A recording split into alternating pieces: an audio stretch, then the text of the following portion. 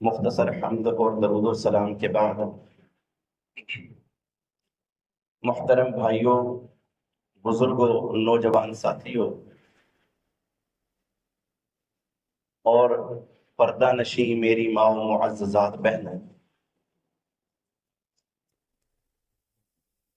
نیک اعمال کرنا یہ اللہ تعالی کی طرف سے بہت بڑی نعمت ہے، بہت بڑی توفیق والی بات ہے۔ اور نیک اعمال کیے جاتے ہیں، وہ نیک اعمال اللہ تعالیٰ کے ہاں قبول ہو جائیں، مقبولیت کے درجے کے اوپر چلے جائیں، یہ اس سے بھی اللہ تعالیٰ کی بڑی نعمت ہے۔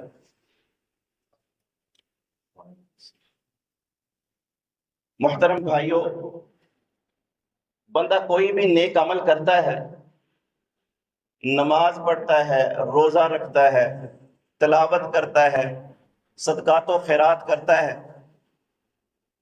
اللہ تعالیٰ نے دیا ہے پیسہ خرچ کر کے عمرے پہ چلے جاتا ہے، حج کرتا ہے، یقینی بات نہیں ہے کہ وہ اللہ تعالیٰ کے ہاں قابل قبول ہیں۔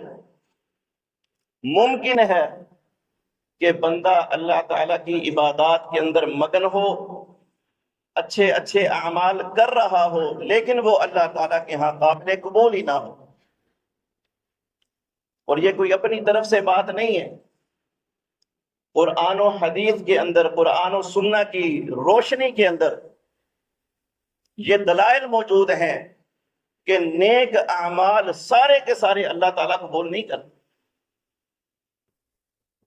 اللہ اکبر۔ سب سے پہلی دلیل سورۃ الغاشیہ ہے، آیت نمبر 1 سے آیت نمبر 7 تک ذرا پڑھ کے دیکھیں۔ اللہ تعالیٰ کیا ارشاد فرماتے ہیں؟ اللہ تعالیٰ فرماتے ہیں ہل اتاک حدیث الغاشیہ، کیا آپ تک جو ڈھانپ لینے والی قیامت ہے اس کی خبر نہیں پہنچی؟ کیا ہوگا؟ وجوہ یومئذ خاشیہ، کہ اس دن کتنے ہی چہرے ایسے ہوں گے جو ذلت آمیز ہوں گے، ذلیل ہو چکے ہوں گے، اور کوئی معمولی چہرے نہیں ہوں گے۔ عاملۃ، بڑے بڑے عمل کرنے والے ہوں گے۔ کتنا عمل؟ ناصبہ، عمل کر کر کے تھک چکے ہوں گے، چکنا چور ہو چکے ہوں گے۔ اللہ اکبر۔ کیا ہوگا ان کے ساتھ؟ تسلا نارن حامیہ، جہنم کی آگ کا ایندھن بنا دیا جائے گا۔ کون سی جہنم؟ اللہ اکبر۔ تسقا من عین آنیہ، کہ جہاں پر پینے کے لیے کھولتا ہوا پانی دیا جائے گا۔ لیس لہم طعام، کھانے کے لیے کچھ نہیں ہوگا، الا من ضریع، صرف خاردار گھاس دی جائے گی، اور وہ گھاس کیا کام کرے گی؟ لا یسمن ولا یغنی من جوع، نہ تو وہ آدمی کی جو ہے افزائش کرے گی، موٹا تازہ نہیں کرے گی، ولا یغنی من جوع، اور بھوک سے بھی کفایت نہیں کرے گی، بلکہ الٹا نقصان در نقصان ہوگا۔ ان آیات سے آپ اندازہ لگا سکتے ہیں، اللہ تعالیٰ فرماتے ہیں عاملۃ ناصبہ، عمل کرنے والے ہوں گے، عمل اتنا ہوگا کہ تھک چکے ہوں گے، لیکن پھر بھی اللہ تعالیٰ قبول نہیں کرے گا۔ تسلا نارن حامیہ، آگ کے اندر جھونک دیا جائے گا۔ دوسری دلیل، اللہ اکبر، اللہ تعالیٰ قرآن مجید میں سورۃ المائدہ آیت نمبر 27 کے اندر ارشاد فرماتے ہیں وَاتْلُ عَلَيْهِمْ نَبَأَ ابْنَيْ آدَمَ بِالْحَقِّ، اے نبی مکرم جناب محمد رسول اللہ صلی اللہ علیہ وسلم، کہ آپ ان لوگوں پر تلاوت کیجئے حق کے ساتھ۔ کس چیز کی؟ نبأ ابنی آدم، آدم کے جو دو بیٹے تھے ان کی خبر بیان کریں، ذرا بتلائیں کیا واقعہ تھا۔ اذ قربا قربانا، جب دونوں نے قربانیاں پیش کی اللہ تعالیٰ کے سامنے، اللہ تعالیٰ کے سامنے دونوں نے قربانیاں پیش کی، لیکن کیا ہوا؟ دونوں کی قبول ہو گئی؟ نہیں۔ کیا ہوا؟ فَتُقُبِّلَ مِنْ أَحَدِهِمَا وَلَمْ يُتَقَبَّلْ مِنَ الْآخَرِ، ان میں سے ایک کی قربانی کو اللہ تعالیٰ نے قبول کر لیا، دوسری کو قبول نہیں کیا۔ اللہ تعالیٰ نے آدم علیہ السلام کے ایک بیٹے کی قربانی کو قبول کیا، دوسرے بیٹے کی قربانی کو قبول نہیں کیا، حالانکہ دونوں نے قربانیاں پیش کی ہیں، لیکن اللہ تعالیٰ نے ایک کو قبول کیا، دوسری کو قبول نہیں کیا۔ بتانے کا مقصد یہ ہے کہ اللہ تعالیٰ قبول ہر عمل نیک جو ہوتا ہے وہ نہیں کرتا، اور ساتھ بتلا دیا کہ کیوں قبول نہیں ہوا، کس بندے کا قبول ہوتا ہے۔ اللہ تعالیٰ فرماتے ہیں قال انما يتقبل الله من المتقین، جو آپ میں سے متقی انسان ہے، اللہ تعالیٰ کا ڈر دل کے اندر موجود ہے، اللہ تعالیٰ سے ڈرنے والے لوگ ہیں، ان کے اعمال قبول ہوتے ہیں۔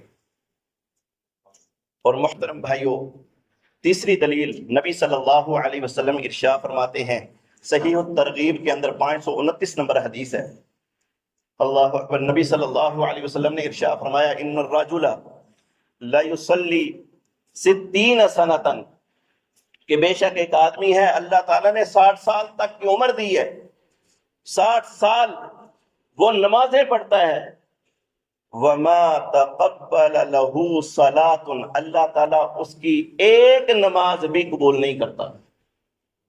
کوئی تھوڑی نمازیں نہیں ہیں، کوئی 4-5 نمازیں نہیں ہیں، 60 سال تک بندے نے نمازیں پڑھی ہیں، 60 سال تک، ذرا اندازہ لگائے کہ کتنی نمازیں پڑھتی ہیں، لیکن نبی صلی اللہ علیہ وسلم ارشاد فرماتے ہیں ایک نماز بھی اللہ تعالیٰ قبول نہیں کرتا، اور بتلایا کیوں قبول نہیں ہوئی ہیں، لعلہ یتم الرکوع ولا یتم السجود ویتم السجود ولا یتم الرکوع، کہ اگر اس نے رکوع ٹھیک کر لیا ہے، پورا کر لیا ہے، تو سجدہ پورا نہیں کرتا، سجدہ پورا کر لیا ہے تو رکوع ٹھیک نہیں کرتا۔